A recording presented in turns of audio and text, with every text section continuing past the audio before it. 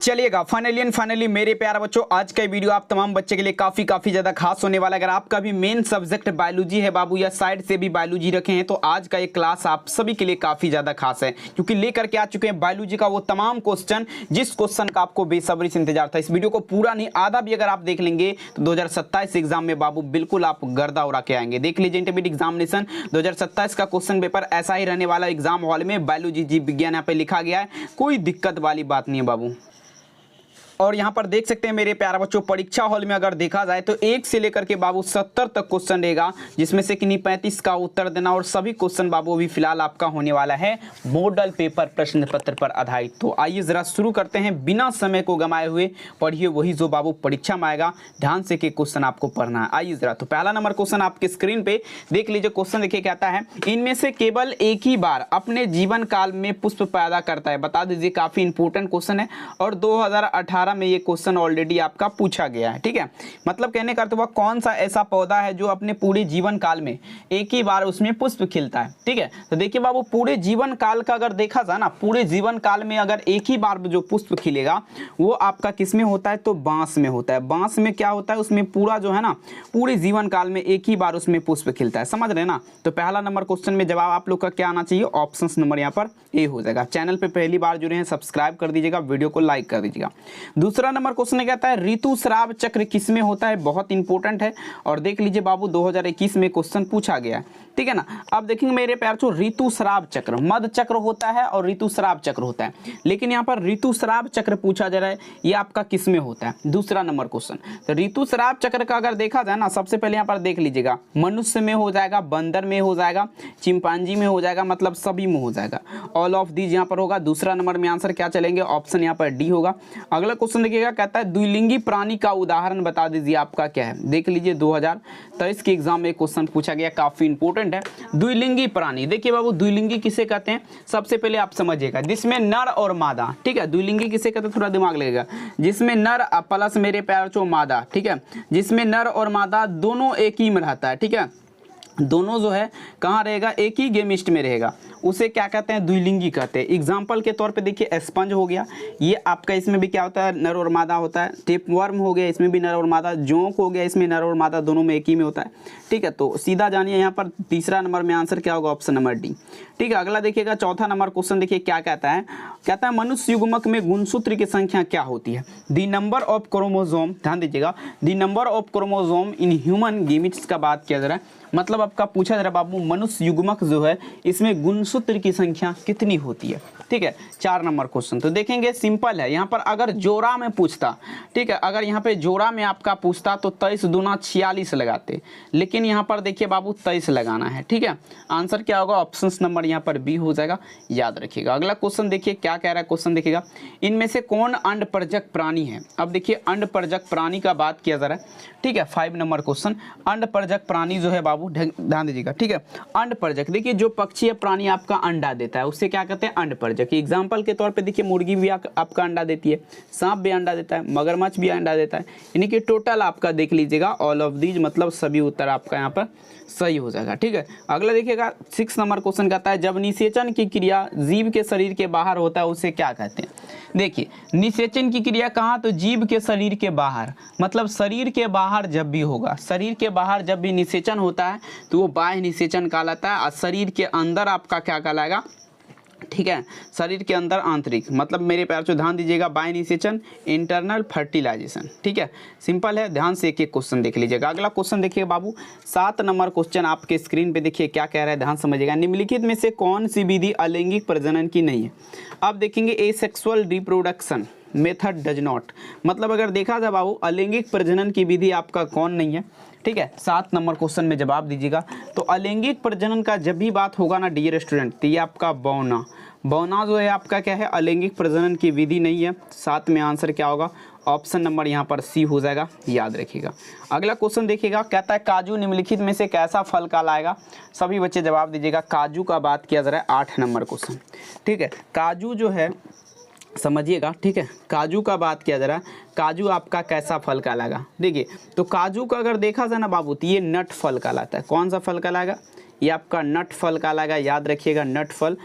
8 number में answer क्या चलेंगे, ऑप्शन नंबर यहाँ पर सी हो जाएगा नट फल। अगला क्वेश्चन, जेम्यूल निर्माण किसमें होता है, कमेंट सेक्शन में जवाब दीजिएगा। जेम्यूल निर्माण जो है ये आपका किसमें होता है, 9 नंबर क्वेश्चन। ठीक है, तो देखिए बाबू जेम्यूल निर्माण का अगर देखा जाए ना तो ये स्पंज में होता है। किसमें होता है, स्पंज में होता है। जेम्यूल निर्माण की प्रतिक्रिया आपका किसमें होता है, स्पंज में। 9 में आंसर क्या होगा, ऑप्शन यहाँ पर डी हो जाएगा। ठीक है, अगला क्वेश्चन देखिएगा 10 नंबर क्वेश्चन कहता है इनमें से निम्नलिखित में से किसमें बाह्य निषेचन होता है। बाह्य निषेचन का बात किया जाए मतलब बाहर से निषेचन किसमें होता है, आपको ऑलरेडी बता चुके हैं बाह्य निषेचन आपका किसमें होता है। ठीक है, तो देखिए बाह्य निषेचन का बात किया जाए बाबू तो ये आपका किसमें, मेढक में हो जाएगा। मेढक में आपका फ्रॉग में। ठीक है, क्या होता है, बाह्य निषेचन होता है। ऑप्शंस क्या होगा, ए। अगला क्वेश्चन कहता है ईस्ट में प्रजनन किसके माध्यम से होता है, रिप्रोडक्शन इट्स मेनली, ध्यान दीजिएगा थ्रू व्हाट का बात किया जा रहा है। मतलब देखिए ईस्ट जो है बाबू इसमें प्रजनन पूछा जा रहा है किसके माध्यम से होता है। ठीक है, तो देखिए ईस्ट में प्रजनन का सिंपल है बाबू, ये मुकुलन के माध्यम से। किसके माध्यम से, मुकुलन के माध्यम से होगा। 11 नंबर क्वेश्चन का आंसर क्या होगा, ऑप्शन यहाँ पर ए हो जाएगा, मुकुलन के माध्यम से। कहता है युग्मक सामान्यतः किस प्रकार के होते हैं। युग्मक का बात किया जा रहा है, युग्मक जो है ये आपका किस प्रकार का होता है, 12 नंबर क्वेश्चन। ठीक है, तो देखिए युग्मक का अगर देखा जाए मेरे प्यारे बच्चों ये किस प्रकार का होता है, ये हैप्लॉइड हो जाएगा। हैप्लॉइड मतलब एक गुणक। ठीक है, हैप्लॉइड। अगला क्वेश्चन देख लीजिएगा, नेक्स्ट क्वेश्चन देखिए क्या कहता है, ध्यान दीजिएगा।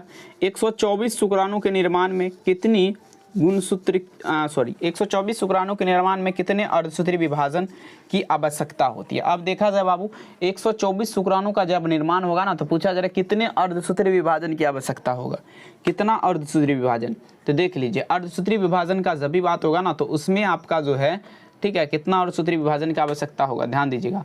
तो ये आपका कितना, 31 का। ठीक है, आंसर क्या होगा, ऑप्शन नंबर बी। ठीक है, अगला क्वेश्चन देखिएगा क्या कहता है, केंचुआ प्राणी है।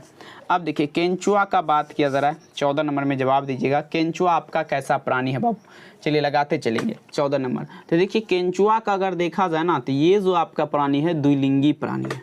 द्विलिंगी प्राणी, नपुंसक मत लगाइएगा नहीं तो गलती हो जाएगा। आंसर क्या होगा, ऑप्शन नंबर बी। अगला क्वेश्चन इनमें से कौन सा भाग अगुणित है, मतलब अगुणित का बात किया जा रहा है। कौन सा ऐसा भाग है बाबू जो आपका अगुणित है, 15 नंबर में जवाब दीजिएगा। अगुणित भाग पूछा जा रहा है आपका कौन है, तो अगुणित जो है ना ये पराग हो जाएगा, पोलैन। ठीक है, 15 नंबर क्वेश्चन का आंसर क्या होगा, ऑप्शन नंबर सी। ये आपका क्या है, अगुणित कोशिका है, याद रखिएगा। इनमें से किसे बंगाल का आतंक कहा जाता है। अब देखिए बंगाल का आतंक का बात किया जा रहा है, समझिएगा बंगाल का आतंक किसे कहा जाता है। ठीक है, तो देखिए 16 नंबर में जवाब देने का प्रयास करिएगा। बंगाल का आतंक जो है बाबू ये जलकुंभी को जो है बाबू बंगाल का आतंक कहा गया है, याद रखिएगा। 16 नंबर क्वेश्चन का आंसर क्या होगा, ऑप्शन नंबर बी। 17 नंबर देख लीजिए क्या कहता है, इनमें से कौन ठहरे हुए पानी में जो है मेरे प्यार जो उगकर ऑक्सीजन खींच लेता है। ठहरे हुए पानी में अगर देखा जाए बाबू उगकर ऑक्सीजन खींच लेता है, कमेंट में जवाब दीजिएगा। ठीक है, तो देखिए ठहरे हुए पानी में जो है ना जलकुंभी, 17 नंबर में जवाब दीजिएगा क्या होगा, जलकुंभी हो जाएगा। ठीक है, जलकुंभी 17 में आंसर क्या होगा, ऑप्शन नंबर यहाँ पर ए हो जाएगा। ये ठहरे हुए पानी में उगकर ऑक्सीजन खींच लेता है। अगला देखिए कहता है जब नर और मादा गीमिट युग का युग्मन होता है तो ये आपका क्या कहलाएगा। नर और मादा का बात किया जरा 18 नंबर में जवाब दीजिएगा। जब नर और मादा गीमिट युग का युग्मन होता है तो बता दीजिए आपका क्या कहलाएगा। तो ये आपका सेक्सुअल रिप्रोडक्शन मतलब लैंगिक जनन कहलाएगा। 18 में आंसर क्या होगा, ऑप्शन नंबर बी। अगला देखिएगा 19 नंबर, मध चक्र पाई जाती है। मध चक्र का देखा जाए ये आपका किस में पाई जाती है। ठीक है, 19 में जवाब दीजिएगा।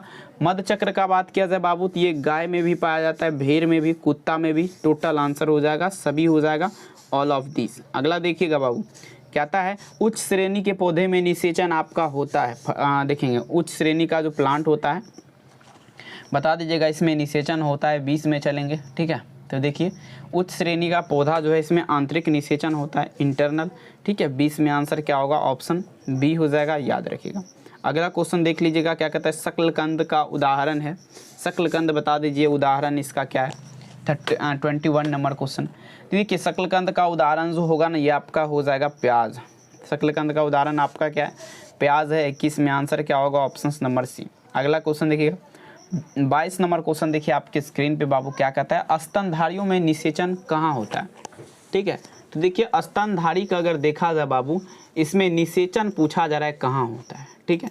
तो देखिए स्तनधारी में निषेचन का क्रिया अगर देखा जाए ना तो ये आपका किस में होता है, तो ये आपका फेलोपियन ट्यूब में, मतलब अगर देखा जाए बाबू फेलोपियन नली का यहाँ पर देख लीजिएगा, फेलोपियन नली स्तनधारियों में निषेचन कहाँ होता है, फेलोपियन नली में, फेलोपियन ट्यूब में, ठीक है ना। याद होना चाहिए आप लोग को, काफ़ी ज़्यादा खास है, सीधे एग्जाम में आप सभी बच्चों को ये सब क्वेश्चन देखने के लिए मिल सकता है, ठीक है।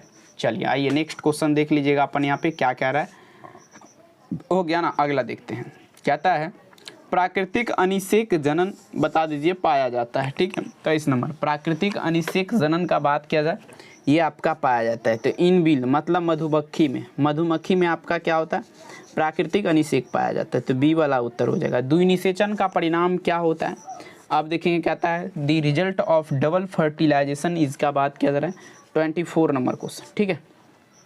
तो देखिए द्विनिषेचन का परिणाम अगर देखा जाए तो ये भ्रूणपोष हो जाएगा। द्विनिषेचन का परिणाम क्या होगा, भ्रूणपोष, एंडोस्पर्म जिसे बोला जाता है, याद रखिएगा। 25 नंबर देख लीजिएगा, बीजाणु द्वारा जनन करने वाले पौधे, देखिए जो पौधा बीजाणु के माध्यम से जनन करता है जैसे वंश फर्न समानता जो है किस समूह में रखा गया है, 25 नंबर में चलिएगा।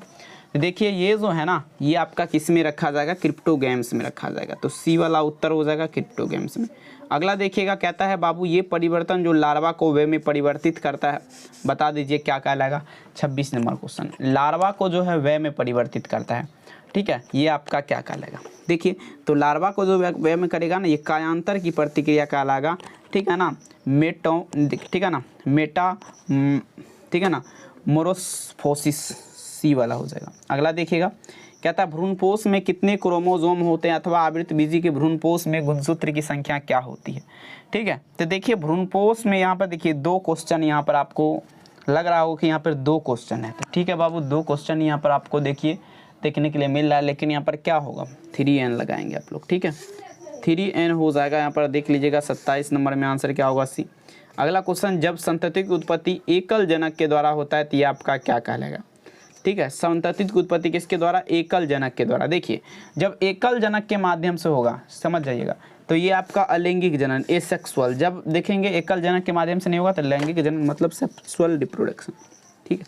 आइए अगला देखिएगा, इनमें से कौन नरयुग्मक के संयोजन के पश्चात भ्रूणपोष बनाता है, 29 नंबर क्वेश्चन। तो देखेंगे नरयुग्मक के संयोजन के पश्चात जो है ना सेकेंडरी न्यूक्लियस बना सकता है, द्वितीयक केंद्र जिसे बोला जाता है। तो 29 में आंसर क्या होगा, ऑप्शन नंबर यहाँ पर डी हो जाएगा, द्वितीयक केंद्र। अगला देखिए स्तनधारी के शुक्राणु के मध्य भाग में क्या पाया जाता है। देखिए बाबू स्तनधारी जो है शुक्राणु के मध्य भाग पूछा जा रहा है, कमेंट सेक्शन में जवाब दीजिएगा। स्तनधारी जो है इसके शुक्राणु के मध्य भाग में क्या पाया जाएगा। तो देखिए स्तनधारी के शुक्राणु के मध्य भाग में जो है ना माइटोकॉन्ड्रिया पाया जाता है, जिसे power house of the cell भी बोला जाता है, ठीक है। अगला क्वेश्चन चमगादड़ द्वारा परागन बता दीजिए आपका क्या कहलाता है, 31 नंबर। चमगादड़ के माध्यम से जब परागन होता है तो ये प्रतिक्रिया बता दीजिए क्या कहलाएगा, ठीक है।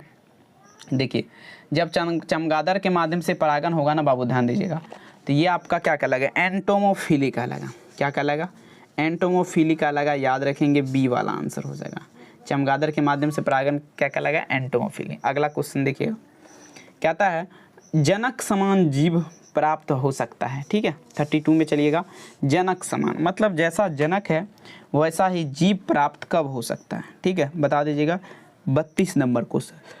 तो देखिएगा जनक समान जीव जो है बाबू ये विखंडन के पश्चात, किसके पश्चात, फ्रॉम फिजिजन जिसे बोला जाता है, इसी के पश्चात आपका हो जाएगा। 32 में आंसर क्या होगा, ऑप्शन नंबर यहाँ पर डी हो जाएगा। अगला देखिएगा 33 नंबर, द्विखंडन किस में पाया जाता है, कमेंट में जवाब दीजिएगा। 33 नंबर द्विखंडन का बात किया जा रहा है, आपका किस में पाया जाता है, ठीक है।